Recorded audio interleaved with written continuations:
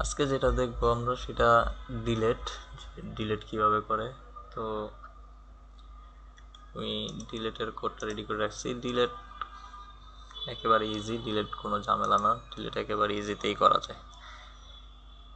মানে এডিটের কাজটা করতে ক্রুড অপারেশনের সবচেয়ে একটু ক্রিটিক্যাল হচ্ছে এডিটের অপারেশনটা, আর বাকি সব অপারেশনগুলাই জাস্ট নর্মাল কোয়েরি লিখলেই হয়ে যায়, বেশি ঝামেলা নাই। তো দেখেন আমাদের ডিলেট, আমরা ডিলেটটা করব কোথা থেকে? এই বাটনে ক্লিক করলে আমাদের ডিলেট হবে, আমরা এই সিস্টেম বানাবো এখন। তো এটা কোন পেজে আছে আমাদের? এই যে ইন্ডেক্স ডট পিএইচপি। তো আমরা ইন্ডেক্স ডট পিএইচপিতে যাই। এই যে আমাদের কোডের এই যে ইন্ডেক্স ডট পিএইচপি। তো এখানের আমি এখন কোথায়? আমাদের মেইন কাজ হচ্ছে আমরা এই বাটনটাতে ক্লিক করলে যাতে ডিলেট হয়। তো ডিলেট করতে গেলে আমাদের কি আইডি ধরে করতে হবে। গতকাল যেভাবে এডিট করছি সেইভাবেই ডিলেটটাকেও আইডি ধরে এডিট করতে হবে। তো আমার ফার্স্টে কি করতে হবে? এই ডিলেটে ক্লিক করলেই যাতে আমার ইউআরএলে এই নির্দিষ্ট আইডিটা চলে যায়। যেমন আমার এটা 7 নাম্বার, এখানে আমি একটু চেঞ্জ করছি একটা জিনিস। যেমন এই দেখেন ডিলেটের উপরে মাউস রাখলে আমার এই যে নিচের এই কর্নারে দেখবেন একটা পপ আপ আসবে ছোট, ওখানে আইডি নাম্বার লেখা থাকে। এই দেখেন ওই যে দেখাইতেছে যে আইডি ইকুয়াল টু 8, যে আমার এটার আইডি হচ্ছে 8। তো এই যে আইডি নাম্বারটা পাস হইতেছে এটা কিভাবে করলাম? এটা গতকালের মতো এই বাটনে গিয়ে আমরা একটা ভেরিয়েবল দিব। এই যে দেখেন এই বাটনে ক্লিক করলে কোথায় যাবে? ডিলেট ইনলাইন ডট পিএইচপি, এটা হচ্ছে আমার ফাইল। যে এই ডিলেটে ক্লিক করলে আমার এই ফাইলটাতে চলে যাবে, এই পেজে চলে যাবে, এবং তার সাথে কি নিয়ে যাবে? আমার আইডি নিয়ে যাবে। আমার ওই যে যেই বাটনটাতে ক্লিক করতেছে ওখানে যে ডাটাটা আছে সেই ডাটার আইডিটা সহ আমরা এই পেজে যাব, এবং এই আইডিটা আমার কোথায় শো করবে? ইউআরএলে। তো সেটার জন্য আমি কোড বানাইলাম। এই গতকালের এই এডিটে যেই কোডটা দিছিলাম ওই সেম কোডটা আমি কপি করে নিছি। যে এটাকেই কপি করে জাস্ট এই জায়গায় বসাই দিছি পিএইচপির পরে। এই যে ইনলাইন ডট পিএইচপি, এটা তো আমার পেজের নাম, যে আমাদের বাটনে ক্লিক করলে কোন পেজে যাবে সেই পেজ। তারপরে একটা প্রশ্নবোধক চিহ্ন দিয়ে আমি এই যে আইডি ইকুয়াল টু এটা দিয়ে দিছি। তো এই আইডিটা কি? এই ক্ষেত্রে আমার ভেরিয়েবল। তো আমি নিলাম আইডিটা নিয়ে, এই পেজের আমার কাজ শেষ, ইন্ডেক্স পেজে আর কোনো কাজ নাই। তারপরে আমরা কি করব? এই যে ডিলেট ইনলাইন ডট পিএইচপি, এটা দেখেন ফাইল, এটা আমি এখানে নতুন করে বানাইছি। এটা কিন্তু আপনাদেরও বানাইতে হবে, ওখানে নাই। তো জাস্ট নতুন ফাইল কিভাবে বানাই? এই নিউ ফাইলে গিয়ে একটা নিউ ফাইল নেবেন, তারপরে এই এতটুকু কপি করে এই আমি দেখায় দিই। এই যে জাস্ট ইন্টার মারলেই হয়ে যাবে। তো আমি তো সেভ করাই আছে, এই জন্য আর আমি ইন্টার মারলাম না। তো এই ডিলেট ডট ইনলাইন পিএইচপি এই পেজে গেলাম, গেলে এই জায়গায় দেখেন কি করছি, জাস্ট পিএইচপি কোড লিখছি যে ডিলেটের। তো আরে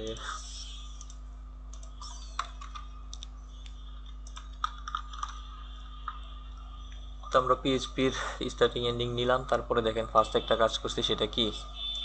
ইস টু আইডি একটা ভেরিয়েবল নিছি, তার ভিতরে কি করছি? Get ID. এই আইডিটা কি আইডি? এবং এই গেট কি? গেট হচ্ছে আমার গ্লোবাল ভেরিয়েবল, এবং এই আইডিটা হচ্ছে আমার যে ইউআরএল এ আইডিটা পাস হইতেছে সেই আইডি। এই যে যেমন এডিটে গেলাম, এডিটে গেলে এই যে ইউআরএল আইডিটা দেখাইতেছে সেই আইডিটাই, এই যে আইডি ইকুয়াল টু 6, এইটাই হচ্ছে আমার ভেরিয়েবল।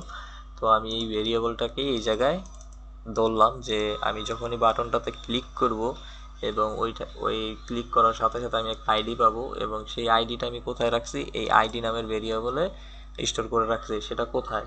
আমার ইউআরএলে। তো ওই ইউআরএল থেকে আমি আবার এই ইস টু আইডির মাধ্যমে, ইস টু আইডি ভেরিয়েবলের মাধ্যমে, এই গেটের মাধ্যমে ওই আইডিটা পড়ে আনতেছি ইউআরএল থেকে, এবং সেটা স্টোর কোথায় করতেছি? এই ইস টু আইডির ভিতরে। কারণ আমাদের তো ম্যাচ করাইতে হবে, আমাদের ইউআরএল থেকে ডাটাবেজে ম্যাচ করাইতে হবে। তো যখন আমরা কনফার্ম হবো যে না এই দুইটাই হচ্ছে সেম আইডি, তখন আমার ডিলিট কমান্ড কাজ করবে। তো আমি এই গেটের মাধ্যমে ইউআরএল থেকে আইডিটা পড়ে আনলাম, এরপরে আমি আমার ডাটাবেস কানেকশন করলাম। এখন জাস্ট কপি পেস্ট। আপনি যদি এই এডিট থেকেও কপি করেন, এডিট না ধরেন সেভ ডাটা, এইখান থেকে এতটুকু কপি করে নিয়ে আসেন, সেম করি। কপি করে আমরা এই ডিলেট ডট ইনলাইন এখানে পেস্ট করে দিয়েছিলাম। পেস্ট করার পরে কি আমাদের প্রথম কোডটা এতটুকু হচ্ছে আমাদের ডাটাবেস কানেকশন। এরপর আমি স্কুয়েল লিখছি। এই ডিলেটের স্কুয়েল একেবারে easy, just delete from student. আমাদের কোথা থেকে ডিলেট হবে? স্টুডেন্ট টেবিল থেকে ডিলেট হবে। হোয়ার, এই হোয়ারটা কেন দিছি? ওই যে আমরা আইডি থেকে আইডি ম্যাচ করাবো, কারণ আইডি ম্যাচ না হলে তো সব ডিলেট হয়ে যাবে। তো এখানে আমি যেটাই ক্লিক করব শুধু সেইটাই ডিলেট হবে, সেই জন্য আমরা কি করলাম, হোয়ার এসআইডি। এসআইডি কি? আমার এই স্টুডেন্ট টেবিলের যে আইডি, সেই আইডি ইকুয়াল টু এই স্টু আইডি, এই যে স্টু আইডি ভেরিয়েবলটা নিছি, সেই ভেরিয়েবল। তো এই ভেরিয়েবল এবং আমার ডাটাবেসের আইডি যদি ম্যাচ হয় তাহলে ওইটাই আমরা ডিলিট করতে পারবো, সেই কন্ডিশনটা এখানে দিয়ে দিলাম। তারপর আমি এই কন্ডিশনটাকে অ্যাপ্লাই করলাম, মানে রান করে দিলাম।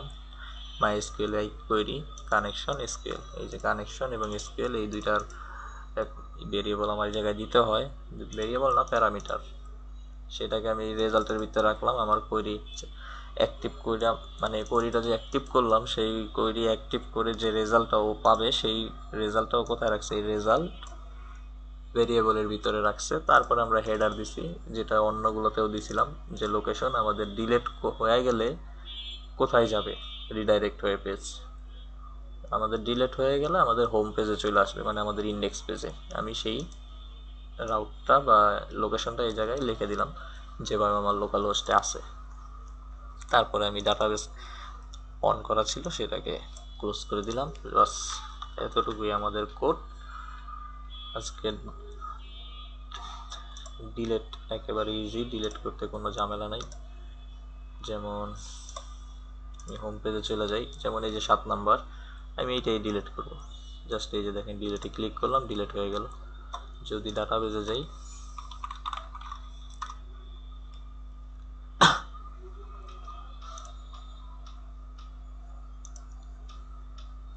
এই যে দেখেন নাই,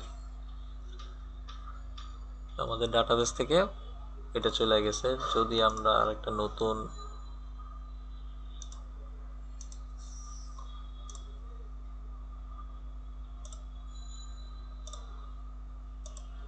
আমরা একটা নতুন ডাটা দিব, এই নাম দিলাম উল্টাপাল্টা, অ্যাড্রেসও দিলাম উল্টাপাল্টা, কিছু ফোন নাম্বারও দিয়ে দিলাম, সেভ দিলাম। এই যে দেখেন আমার নতুন ডাটা আসছে। এই নতুন ডাটাটাকে এখন আমি আবার ডিলিট দিই। এই জায়গাটা একটা জিনিস দেখেন, 6-এর পরে কিন্তু এটা 7ই আসছে, হ্যাঁ। আর এটা ডাটাবেসের নাম্বারটা কত সেটাও দেখেন। তো এই জায়গায় আমি কিছু কোড মডিফাই করছি এবং এটাই পারফেক্ট। দেখেন আমাদের ডাটাবেসে কিন্তু এটা 9 নাম্বার, আর আমাদের হোম পেজে সিরিয়াল ওয়াইজই আছে। তো ডাটাবেসে যা কিছুই থাকুক, যেভাবেই ও ইনসার্ট হোক, যেই আইডি নেক, ওইটা আমাদের ব্যাপার না। কিন্তু আমাদের এই ডিসপ্লেতে তো এটা সবসময় সিরিয়াল থাকতে হবে, কারণ পাবলিক এই জায়গায় ডিলিট করতেই পারে, ডিলিট করার পরে আবার নতুন এডিট করতেই পারে, অ্যাড করতেই পারে। তো অ্যাড করলে যদি আমি 6-এর পরে 7, এই 7 ডিলিট করছি, 7 ডিলিট করার পর আবার নতুন একটা অ্যাড করলাম, তখন যদি ওইটার নাম্বার 8 হয়, তখন ব্যাপারটা কেমন দেখা যায় না? সেই জন্যই আমি কোডটা মডিফাই করছি, যে এখান থেকে যদি ডিলিট করি, ডিলিট করার পর আবার নতুন করি, তো এই ডিলিট লাস্ট যেটা থাকবে তার পরের নাম্বার নিয়েই নতুনটা ইনসার্ট হবে। কিন্তু ডাটাবেজে ওই সিরিয়ালটা মেনটেন করা সম্ভব না। এই যে ডাটাবেজে যেমন আমি 6-এর পরে 7 ডিলিট করছি, 8 ডিলিট করছি, এখন আবার নতুন একটা নিলাম, সেটা ঠিকই 9 নাম্বার। এখন বারবার তো আমার একটা বড় ওয়েবসাইট থাকলে আমি বারবার তো এই ভিতরে গিয়ে এই অপারেশনে গিয়ে তারপরে এখানে তো ঠিক করা পসিবল না, কারণ আমার ওয়েবসাইটে প্রতিদিন এমনও আছে হাজার হাজার লোক ভিজিট করতে পারে, বিভিন্ন ধরনের অপারেশন করতে পারে। তো সেক্ষেত্রে তো এটা আমি ভিতর থেকে বসে বসে কন্ট্রোল করা সম্ভব না। তো সেইটাকে আমি তখন বাইরে এরকম সিস্টেম করে দেবো যে আমার ডাটাবেসে ডাটা যেরকমই যাক, আমার ডাটাটা যাওয়াটাই হচ্ছে মূল কথা, কিন্তু ওখান থেকে ডাটাটা আমি ডিসপ্লেতে সুন্দর করে দেখাবো, যাতে কোনো ডিসপ্লেতে কোনো ঝামেলা না থাকে। যেমন আমার ওইখানে 9 নাম্বার, কিন্তু এখানে আমার এই যে 7 নাম্বারে দেখাইতেছে ডাটা, কারণ কি 6-এর পরে 7। তো এটা আমি কিভাবে করছি? কিছুই না, জাস্ট একটু কোড মডিফাই করছি। এই যে দেখেন, এখানে আমার কি ছিল, আপনারাও চেক করেন আপনাদের ফাইলে, এখানে ছিল আইডি, যে ডলার রো এসআইডি, মানে এসআইডি যা থাকবে সেইটাই ওই ঘরে প্রিন্ট করে দেখাবে। এইটা প্রথমে কাজ করছিলাম, কিন্তু এই কাজটা আমার কাছে পারফেক্ট মনে হয় নাই, পরবর্তীতে আমি এটা চেঞ্জ করে আজকে এইভাবে করলাম। জাস্ট কি করছি, পিএইচপি ট্যাগ নিলাম, নিয়ে ইকো করলাম কি দেখেন, ডাবল প্লাসের কাজ আমরা করছি না, যে অপারেটর, সেই অপারেটর ডলার আইটা আমরা কোথায় পাইছি, এই যে দেখেন আমি যে হোয়াইল লুপটা শুরু করতেছিলাম সেই তার আগে জাস্ট একটা ভেরিয়েবল নিছি $i ইকুয়াল টু কত 0। তো যখনই 0 নিছি ও প্রথমে 0ই থাকে, এই 0 নিয়ে যখন এখানে কোড রান হবে তখন এই যে ডাবল অপারেটরের মানে কি, ও এক বাড়বে, কার থেকে এক বাড়বে, এই $i থেকে এক বাড়বে। তো $i এর মান কত 0, 0 আগে ডাবল অপারেটর আছে, সেজন্য কি হবে, এটা 1 হয়ে যাবে। তো এরকম 1, তো এরকম লুপ যতবারই ঘুরবে ও পরের বার যখন আসবে আমার নতুন ডাটা নিয়ে তখন এটা 1 হয়ে যাবে, তারপরের বার ডাটাবেস থেকে যখন নতুন আরেকটা ডাটা পাবে সেটার জন্য 2 হয়ে যাবে, এরকম সিরিয়াল। এখন ডাটাবেজে যত ডাটা থাকুক, 2000, 4000, 5000, 10,000 যা কিছুই থাকুক, আর ডাটাবেজে সিরিয়াল উল্টাপাল্টা থাকলেও আমার এই জায়গায় ঠিকই নাম্বারিং সিরিয়ালাইজ আসবে, নাম্বারিংয়ে কোনো ভেজাল হবে না। যেমন আমার ওখানে নাম্বারে কি আছে, এই যে 1 2 3 4 5 6, তারপরে কি 9, 6 এর পরে 9, কিন্তু আমার এই জায়গায় 6 এর পরে 9 আসে না, আমার এই জায়গায় 6 এর পরে 7।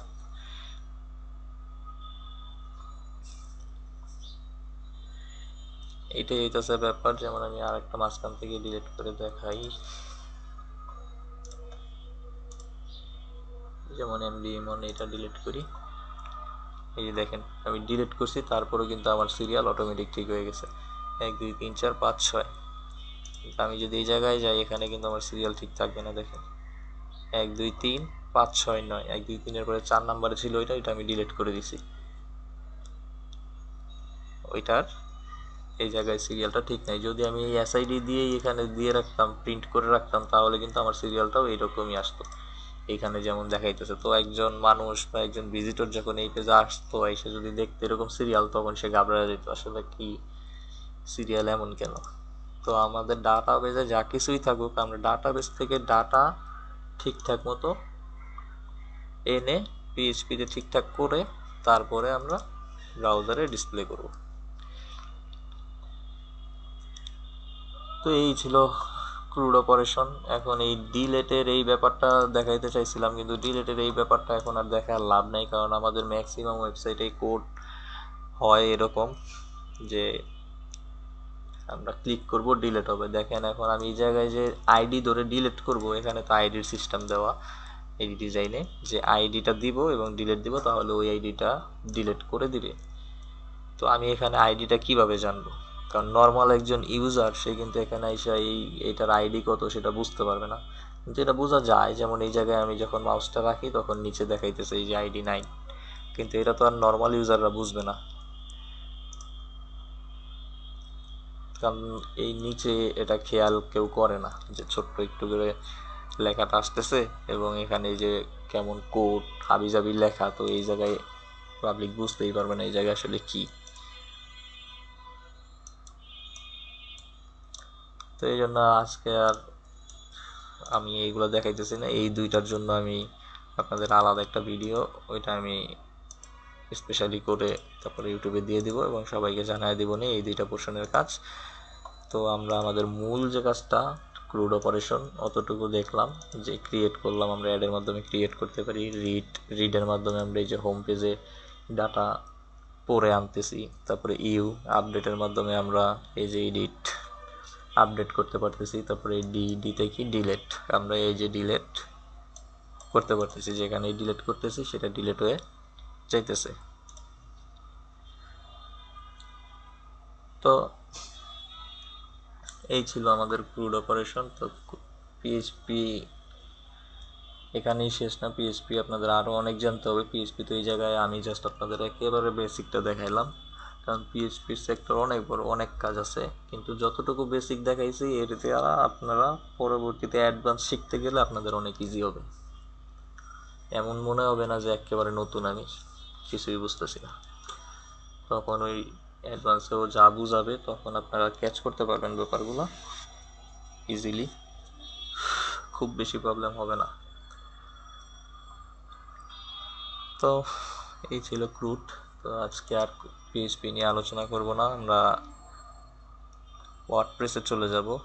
এবং পিএইচপির আমি একটা আপনাদের চ্যানেল লিংক দিয়ে দেবো না মেসেঞ্জারেই, সে এখানেই দিয়ে দিই, এখানে যারা না মেসেঞ্জারেই দিয়ে দিব না, এটা আপনারা সবাই,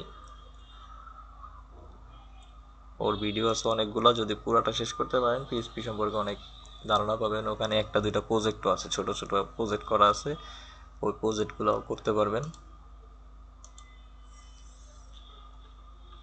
ওই প্রজেক্টগুলো করলেও আপনি একটা ওয়েবসাইট কীভাবে বানায় পিএইচপি দিয়ে ওইটা সম্পর্কে ধারণা হয়ে যাবে। কারণ ওয়েবসাইটের ক্লাসটা আমি করাইতে পারলাম না, ওয়েবসাইটের একটা পার্ট নিয়ে ক্লাস করাইলাম। এই যে পার্টটা নিয়ে ক্লাস করাইছে আপনাদের, এই যে ক্রুড অপারেশন, এটা মূলত থাকে ব্যাকএন্ডে।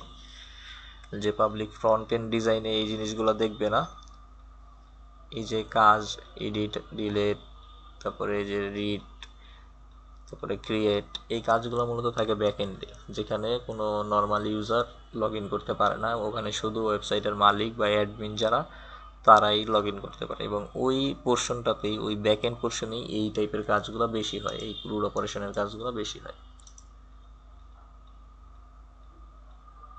আর ফ্রন্ট এন্ডে তো মানুষ এরকম ডিজাইনটাই বেশি দেখে, বা ফ্রন্ট এন্ডেও এরকম ক্রুড অপারেশনের সেকশন খুব কমই বানানো হয়। কিন্তু এই প্রত্যেকটা জিনিসই ব্যাকএন্ডে থাকে, ডাটাবেস বা ব্যাকএন্ড, আমরা ব্যাকএন্ডে সব ধরনের ডাটাই বা টেবিলগুলো এরকম করে থাকে, এরকম অনেক টেবিল থাকে, কারণ যাতে আমরা পাবলিকদের কন্ট্রোল করতে পারি। কেউ উল্টাপাল্টা ডাটা ইনপুট আউটপুট করলেও যাতে আমি ফ্রন্ট এন্ডে দেখে তারপরে আমি ব্যাক এন্ড থেকে ওইগুলো ডিলিট করে আমার ওয়েবসাইট ফ্রেশ রাখতে পারি।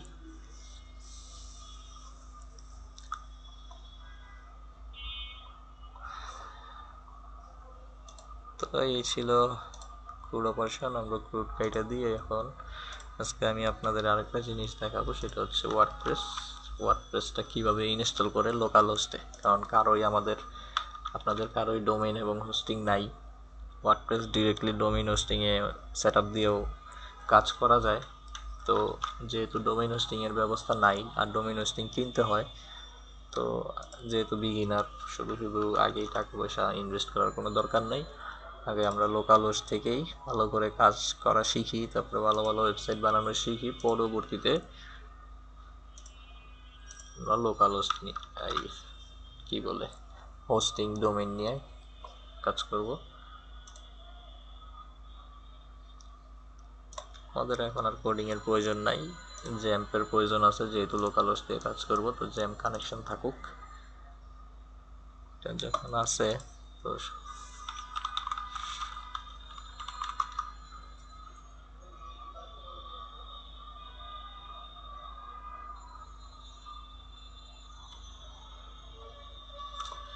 এই যে দেখেন, সবাই দেখতেছেন?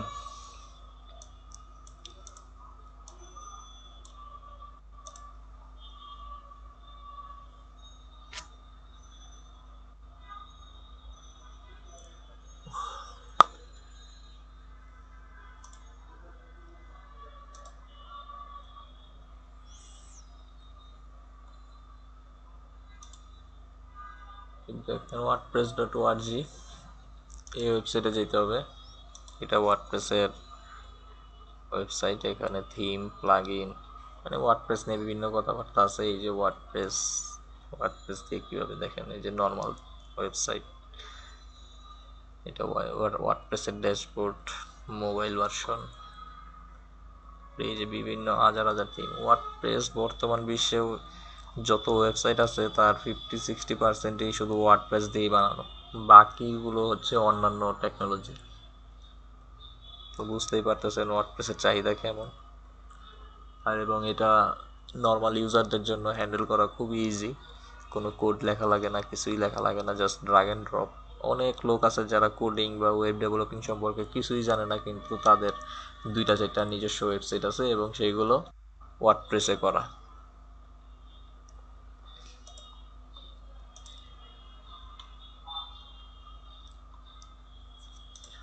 সেইগুলো ওয়ার্ডপ্রেসে করা, তো সেই জন্যই ওয়ার্ডপ্রেসের এখনো এত জনপ্রিয়তা। এবং এই ওয়ার্ডপ্রেসটা হচ্ছে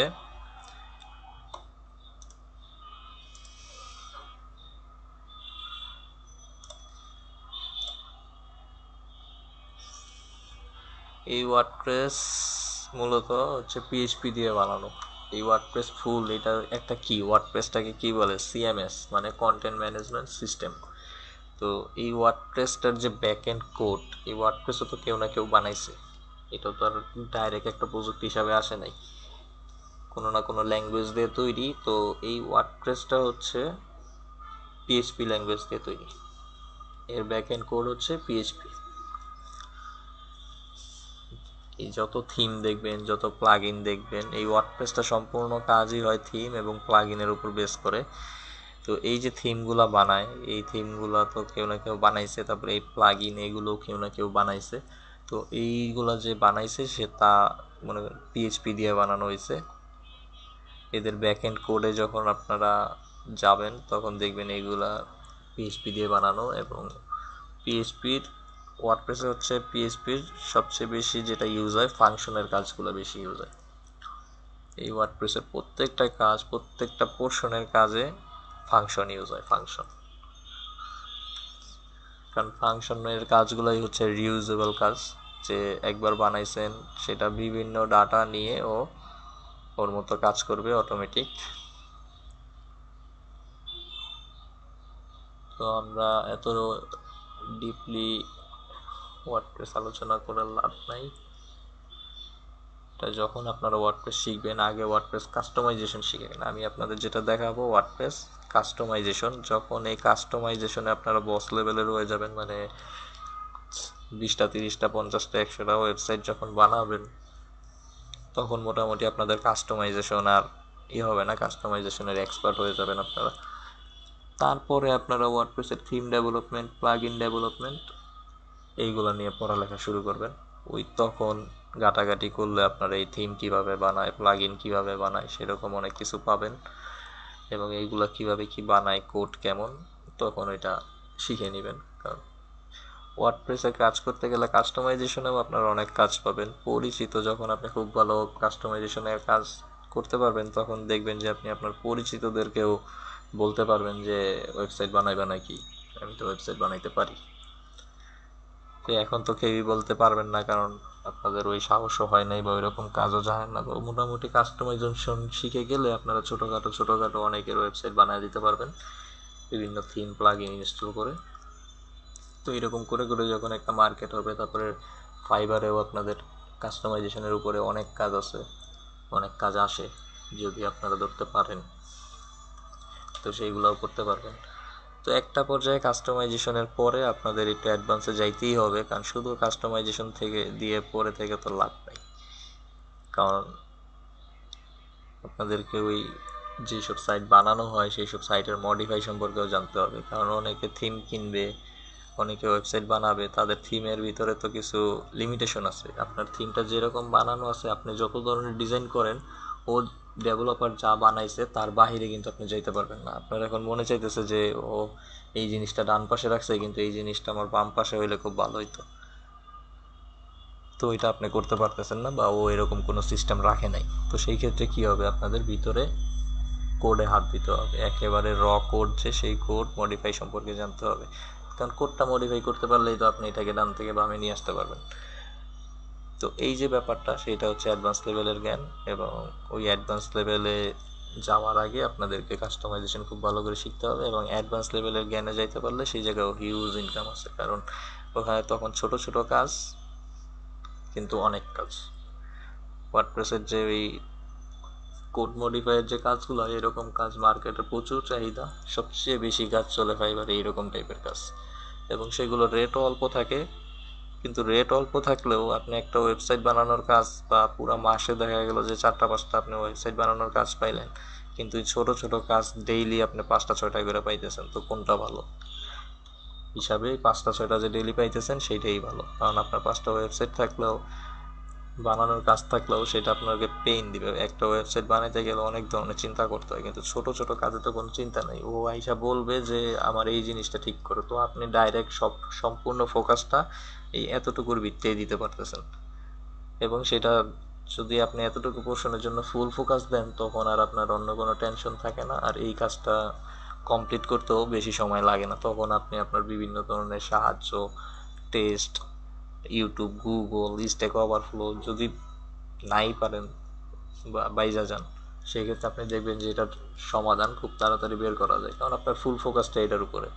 কিন্তু ফুল একটা ওয়ার্ডপ্রেস নিয়ে কাজ করতে গেলে তখন ওই সময় লাগে, টেনশনও বেশি করা লাগে। তো এইসব ছোট ছোট কাজগুলা অল্প টাকা হইলেও এগুলার ডিমান্ড বেশি, এগুলার প্রচুর চাহিদা, এবং অল্প অল্প করে ইনকামও বেশি হয়। ওই বড় কাজ তিনটা চারটার চেয়ে ছোট ছোট কাজ রেগুলার করলে ওইগুলার ইনকাম বেশি। সে যাই হোক, আমরা ওয়ার্ডপ্রেস নিয়ে অনেক কথাবার্তা বললাম, এখন আমরা ওয়ার্ডপ্রেস ইনস্টলেশন শিখি। তো ওয়ার্ডপ্রেস ইনস্টলেশনের জন্য আপনাদের এই wordpress.org এখানে যেতে হবে। তারপরে এই যে গেট ওয়ার্ডপ্রেস, এখানে ক্লিক করেন। ক্লিক করার পরে এই যে দেখেন এখানে ডাউনলোডের অপশন আসছে, যে ডাউনলোড ওয়ার্ডপ্রেস 5.6। তো এটা লেটেস্ট ভার্সন। তো এখন 5.6 করতেছেন, যদি আবার 2 মাস পরে আসেন তখন এটা 5.7ও হয়ে যেতে পারে, বলা যায় না। তো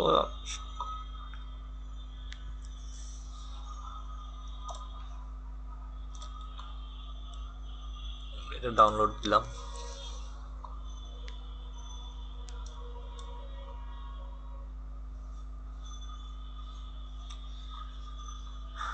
নেট স্পিড একটু স্লো।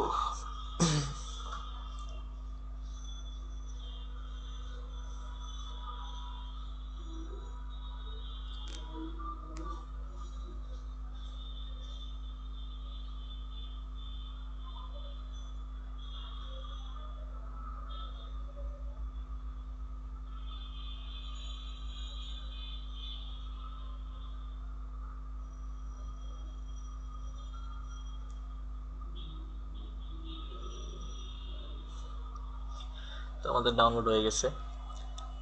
তো আমরা ওপেন ফোল্ডারে যাই, যে এখানে ডাউনলোড হয়েছে সেখান থেকে এই ফাইলটা এক্সট্রাক্ট খুলে ফেলি। যে ওয়ার্ডপ্রেস 5.6। তো আমরা এই যে ভিতরের যে ওয়ার্ডপ্রেস নামের ফোল্ডারটা আছে, এই ফোল্ডারটাকে কপি করব। কপি করে আমরা কোথায় যাব? আমাদের জ্যাম্প ফোল্ডারে যাব। জ্যাম্পের পরে htdocs, এটাই তো আমাদের লোকাল হোস্ট। তো আমরা এখানে সেটা রাখলাম, পেস্ট। আপনি চাইলে এই ওয়ার্ডপ্রেস এটাকে রিনেম করে দিতে পারেন আপনার মন মতো। তো আমরা ফার্স্ট কি ওয়েবসাইট বানানো দেখবো বলেন? পোর্টফোলিও বানাবেন নাকি কোনো একটা বিজনেস ওয়েবসাইট বানাবেন? আচ্ছা ঠিক আছে, তাহলে আপনাদেরকে একটা পোর্টফোলিও ডিজাইন করে দেখাবো না। তো আজকে ডিজাইন শুরু করব না, আজকে জাস্ট এনভায়রনমেন্ট সেটআপটা দেখাইতেছি, যে একটা ওয়ার্ডপ্রেস কিভাবে সেটআপ করে লোকাল হোস্টে। আপনি অনেক জায়গায় অনেক কিছুতে দেখতে পারবেন যে ওয়ার্ডপ্রেস কিভাবে কাজ করে, তারা ডিরেক্ট প্রথমেই ডোমেইন হোস্টিং নিয়ে কাজ দেখায় দেয়। তো আমরা লোকাল হোস্টেই দেখাইতেছি, পরবর্তীতে যখন আপনাদের ডোমেইন হোস্টিং হবে সেখান থেকে আপনি লোকাল হোস্ট থেকে ডোমেইন ট্রান্সফার করে দিবেন, হোস্টিং ট্রান্সফার করে দিবেন। তো লোকাল হোস্ট থেকে কিভাবে ট্রান্সফার করতে হয় সেটা আমি যখন আপনাদের ওয়ার্ডপ্রেস শেষ হবে, ওইটা তো দেখানো পসিবল হবে না, বা আমি দেখাও দিতে পারবো আমার নিজস্ব ডোমেইন হোস্টিং, ওইটা আমি আপনাকে দেখায় দিলাম। তো ওইটার একটা ভিডিও থাকলো আপনাদের কাছে, যখন আপনারা ডোমেইন হোস্টিং কিনবেন তখন আপনারা ওইভাবে জাস্ট নিজেদের ডোমেইনে ট্রান্সফার করে নেবেন আপনাদের ওয়েবসাইট। তো আমি এটাকে রিনেম করে পোর্টফোলিও নাম দিয়ে দিলাম। এখন যেটা কাজ দেখেন, আমাদের এই দুইটা কানেকশন থাকতে হবে, অ্যাপাচি এবং মাইস্কুয়েল, দুইটা কানেকশনই থাকতে হবে। দুইটা কানেকশন যখন থাকবে, আমি ডাউনলোড কোথায় করছি, সেই যে আমাদের এই wordpress.org, এটা এখন আর দরকার নাই, কারণ আমাদের ফাইল ডাউনলোড হয়ে গেছে। তো আমরা এখন কোথায় যাব? যেই ফাইলটা ডাউনলোড করে লোকাল হোস্টে রাখলাম, আমরা ওইটা লগ ইন দিব। যেমন লোকাল হোস্ট, আমাদের ফাইলটা কি নামে রাখছি, লোকাল হোস্টের ভিতরে htdocs তো আমার লোকাল হোস্ট, তার ভিতরে পোর্টফোলিও নামে রাখছি। তো আমি এখানে এখন পোর্টফোলিও লিখব, তারপর এন্টার। এই যে আপনাদের দেখেন সেট আপ এনভায়রনমেন্ট এইসব করছে। তো আমাদের ভাষা কি দিব? ইংলিশই দিব। কন্টিনিউ। তারপরে যেটা করতে হবে দেখেন, welcome to WordPress, before getting started we need some information on the database, you will need to know the following items before proceeding: database name, database user name, database password, database host, table prefix. তো আমাদের এই let's কোতে যাওয়ার আগে কি করতে হবে, এখানে একটা ডাটাবেস ক্রিয়েট করতে হবে। তো আমরা এখানে কি করব, পোর্টফোলিও নামে একটা ডাটাবেস তৈরি করলাম, পোর্টফোলিও ক্রিয়েট দিলাম, মানে এটা তৈরি করে রাখলাম, যদি যখন চাপে তখন দিব। এখন আমরা লেটস গোতে দিব, এই যে আসছে। তো ডাটাবেসের নেম, আমি ডাটাবেস মাত্র তৈরি করছি, আমার ডাটাবেসের নাম কি, পোর্টফোলিও। এখানে বানান ভুল দেওয়া যাবে না। তারপরে ইউজার নেম কি, আমরা যখন ডাটাবেস তৈরি করি তখন আমাদের এটার ইউজার নেম কি থাকবে, রুট ডিফল্ট ভাবে। তো এখানে দিলাম রুট। পাসওয়ার্ড কি, পাসওয়ার্ড নাই। ডাটাবেস হোস্ট, এটা লোকাল হোস্ট, ঠিক আছে। এই হোস্ট আমরা কোথায় পাবো,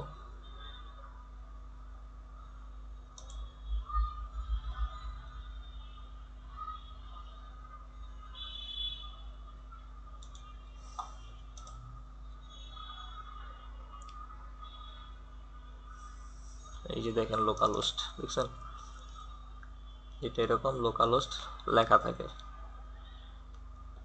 আর আমরা তো নিজেরাই জানি এটা আমাদের লোকাল হোস্ট। তো লোকাল হোস্ট ঠিক আছে। টেবিল প্রিফিক্স যা আছে তাই, ডাব্লুপি, ডাব্লুপির পরে আন্ডারস্কোর।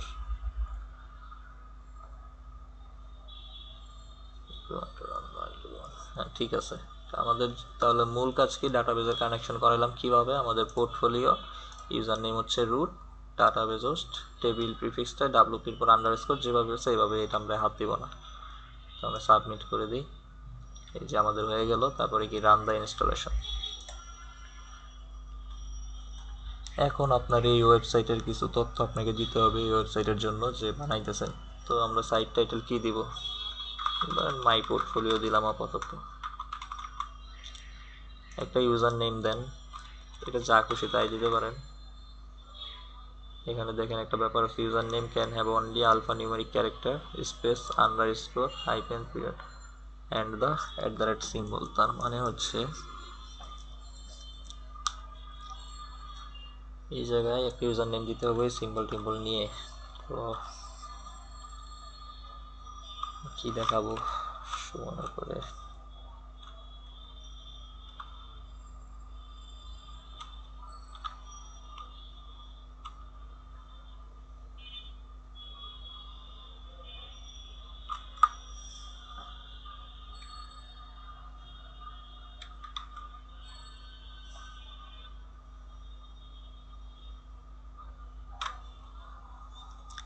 নর্মালটাই দিলাম। এই ব্যাপারগুলো আপনারা সেট করে রাখবেন, না হলে কিন্তু মনে থাকবে না যে ইউজার নেম কি দিতেছেন।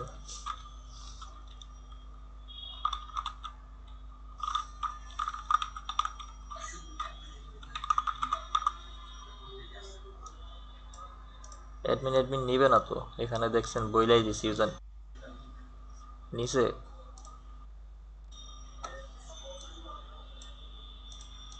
তাইলে দিয়ে দিই, সমস্যা নাই। এই পাসওয়ার্ড পাসওয়ার্ড দিলাম। কনফার্ম ইউজ, এই জায়গায় উইকি দিতে হবে, কারণ আমরা এই যে আমাদের উইক দেখাইতেছে সেই জন্য এই জায়গায় বলছে উইক পাসওয়ার্ড। এখানে একটা ইমেল দিয়ে দিন, এই সাইটটা যে ইমেইলে, মানে এখানে আপনার নিজস্ব ইমেল দিবেন।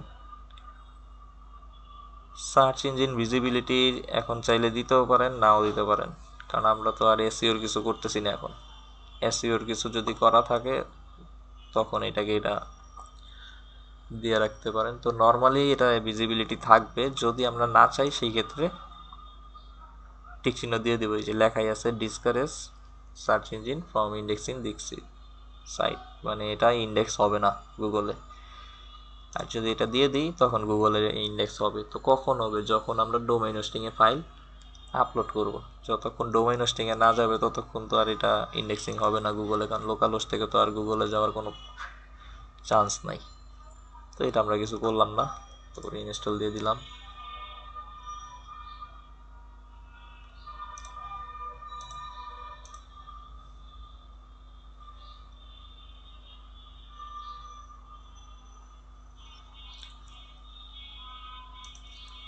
আমাদের ইনস্টল হয়ে গেছে, বলতেছে লগ ইন দিতে।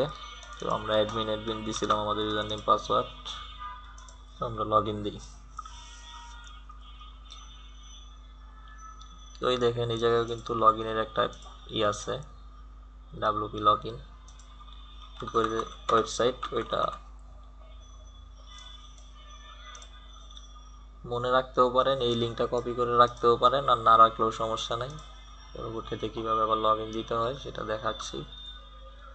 এই হইতেছে আমাদের ওয়ার্ডপ্রেসের ড্যাশবোর্ড। এখান থেকেই আমরা আমাদের এই ক্লিক করে করে যে কোনো পোস্ট করব, কোনো একটা নতুন পেজ তৈরি করব, কোনো একটা প্লাগইনই করব, থিম ইনস্টল করব, এই যে বিভিন্ন কাজ এইগুলো হচ্ছে এইখান থেকে। আর আমরা মূলত কাজ করব এলিমেন্টর প্লাগইন দিয়ে, কারণ এলিমেন্টর প্লাগইনটা আপনার ফ্রন্ট এন্ড ডিজাইনের জন্য খুব ভালো। এটা দিয়ে খুব সুন্দর সুন্দর ডিজাইন তৈরি করা যায়। এছাড়া যদি আপনি ওই প্লাগইন ছাড়া ডিজাইন করতে যান, সেটা আপনার জন্য খুব কষ্টকর হয়ে যাবে। এরকম পোস্টের ভিতরে গিয়ে মানে ওখান থেকে খুব ভালো ডিজাইনও করা যায় না। তো আমরা এত কষ্ট করে ওইটা শেখার আর দরকার নাই, কারণ এখন এই এলিমেন্টরের খুব চাহিদা। ম্যাক্সিমাম ওয়ার্ডপ্রেস ডেভেলপারই, ম্যাক্সিমাম কি সবাই এখন এলিমেন্টর ইউজ করে, বা অন্য কোনো পেজ বিল্ডার। এলিমেন্টর হচ্ছে একটা পেজ বিল্ডার, বা অন্য কোনো পেজ বিল্ডার ইউজ করে। কেউ এখন আর ওই মানে কি বলে ওই বেসিকভাবে কোড করে না। মানে পোস্টের ভিতরেও কোড করা লাগে না, কিন্তু ওখান থেকেও কিছু সিস্টেম আছে, যেমন হ্যালো ওয়ার্ল্ডটার ভিতরেই যাই আমরা।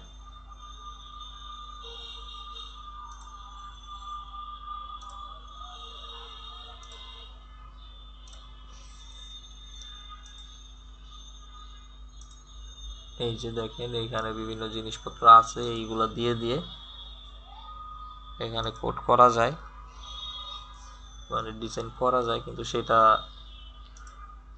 খুবই সময় লাগে এবং ওই ডিজাইনটা খুব বেশি ভালো পারফেক্টও হয় না, সুন্দর করা যায় না। তো ওই এলিমেন্টর দিয়ে যদি আমরা করি, সেটা আপনার যেমন খুশি আপনি মার্জিন প্যাডিং সব কিছু ক্লিক করে করে বাড়াইতে পারবেন। আপনি পিকচার দিতে চান সেটা দিতে পারবেন, ক্যারাউজাল অ্যাড করতে চান ক্যারাউজাল করতে পারবেন, মানে সব বিল্ট ইন আছে এলিমেন্টরের ভিতরে। এটা আমরা আগামীকাল দেখবো। আজকে জাস্ট এনভায়রনমেন্ট সেট আপ করাটাই দেখবো, কারণ টিম সিলেকশনের ব্যাপার আছে। এটা আমি দেখি কোন থিম দিয়ে আপনাদের দেখাবো, ওইগুলো আজকে সব রেডি করে তারপরে কালকে লাইভে এরকম কাজ করে করে দেখাবো।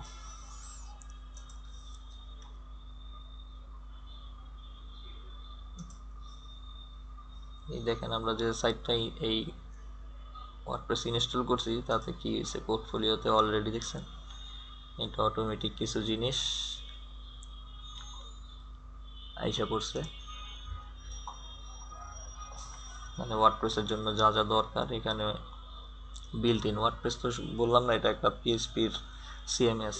তো এই ওয়ার্ডপ্রেস যখন ইনস্টল করা হয় তখন ওই পিএইচপি থেকে কিছু বিল্ট ইন ব্যাপার সেট করাই আছে, যে ওয়ার্ডপ্রেসে কাজ করতে যেগুলা টেবিল লাগে সেই টেবিলগুলো অটোমেটিক এখানে তৈরি হয়ে যায়। এই যে সবই হচ্ছে টেবিল।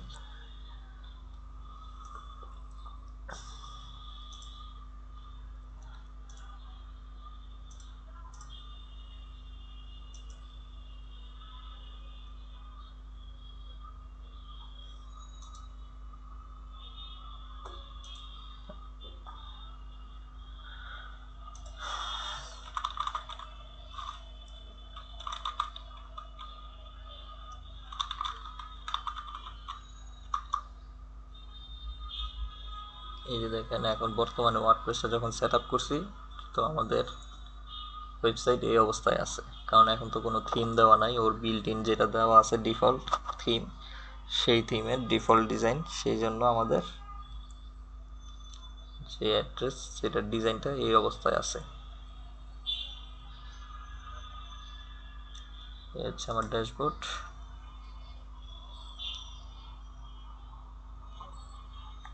তো ড্যাশবোর্ডে গিয়ে আমরা আগামীকালকে থিম ইনস্টল করব, প্লাগইন ইনস্টল করব, তারপরে লোগো টোগো দেখবো, মেনু ইনস্টল করব, মানে মোটামুটি আমাদের ফ্রন্ট এন্ড যে ডিজাইনটা সেটা যতটুকু পারা যায় কালকে থেকে আমরা স্টার্ট করব। এখন এই যে কয়টা ক্লাসই আছে লাস্ট, আপনাদেরকে এই ওয়ার্ডপ্রেসের উপরেই একটা দুইটা সাইট যে কটা বানানো যায় আপনাদেরকে ওয়ার্ডপ্রেসই ভালো করে প্র্যাকটিস করানো হবে, এবং কাজগুলো সব লাইভেই দেখবেন। এবং এই আমার ধারণা যে আপনারা যদি এই ওয়ার্ডপ্রেসের ক্লাসটা শেষ করেন, একটা দুইটা সাইট বানান, তারপরে আপনারা বাসায় বসে বসে অনেক সাইট বানাইতে পারবেন নিজেরাই, কোডিং ছাড়া।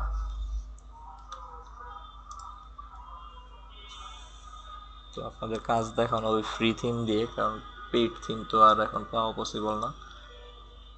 তো ফ্রি থিম দিয়েই আমরা যতটুকু পারা যায় করব। ফ্রি থিমেও একেবারে মানে ফুল ফিচার থাকে না আনলক, কিন্তু যতটুকুই থাকে দিয়েও ভালো ভালো ওয়েবসাইট তৈরি করা যায়।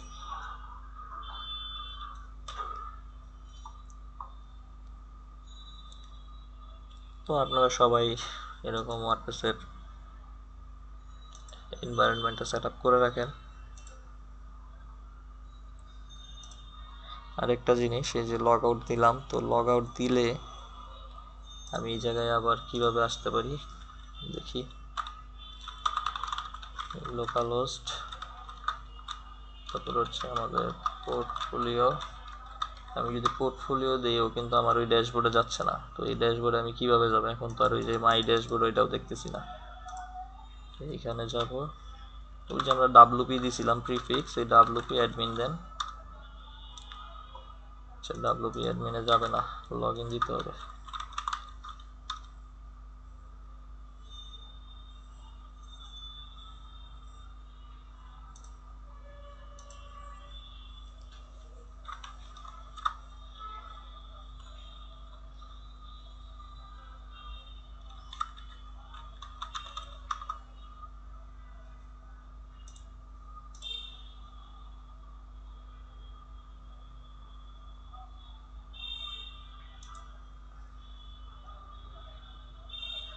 দাঁড়ান, এটা মনে হয় আপডেটে ইউআরএল কিছু চেঞ্জ হয়েছে। আমি এটা একটু ভিডিও শেয়ারিংটা অফ করে ক্লিয়ার করে দেখাইতেছি আপনাদের।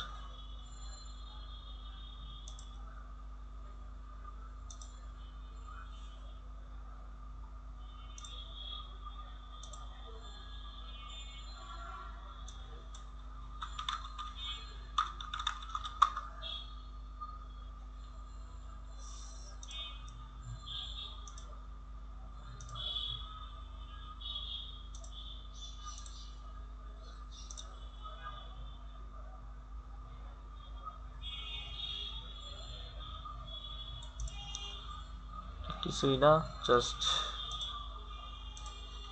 আমি ভুল দিতেছিলাম। লোকাল হোস্ট, তারপর হচ্ছে আমাদের পোর্টফোলিওর পরে ডাব্লুপি, আমি আন্ডারস্কোর দিতেছিলাম, আন্ডারস্কোর হবে না, হাইফেন হবে, ডাব্লুপি অ্যাডমিন। এই হচ্ছে আমার লগ ইনের পোর্শন হিসেবে। তারপরে আমরা যে ইউজার নেম পাসওয়ার্ড দিয়েছিলাম অ্যাডমিন, সেটা দিব। এটা রিমেম্বার মি দিয়ে রাখি, তাহলে বারবার দেওয়া লাগবে না আমার। এই হচ্ছে ড্যাশবোর্ড, আমরা ড্যাশবোর্ডে লগ ইন করলাম।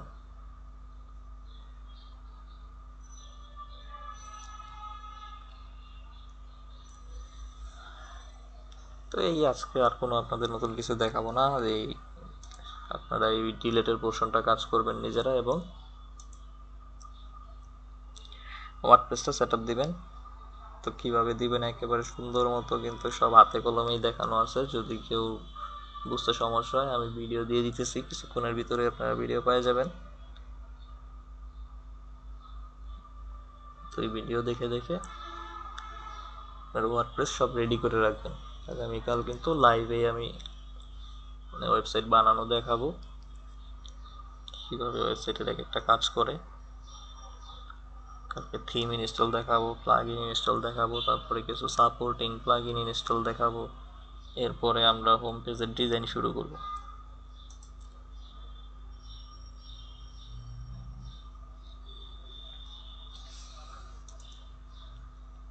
তো ঠিক আছে, আমি আজকে এই জায়গায় ক্লাস অফ করে দিতেছি। আপনারা এই যা দেখাইলাম সেগুলো করে রাখেন।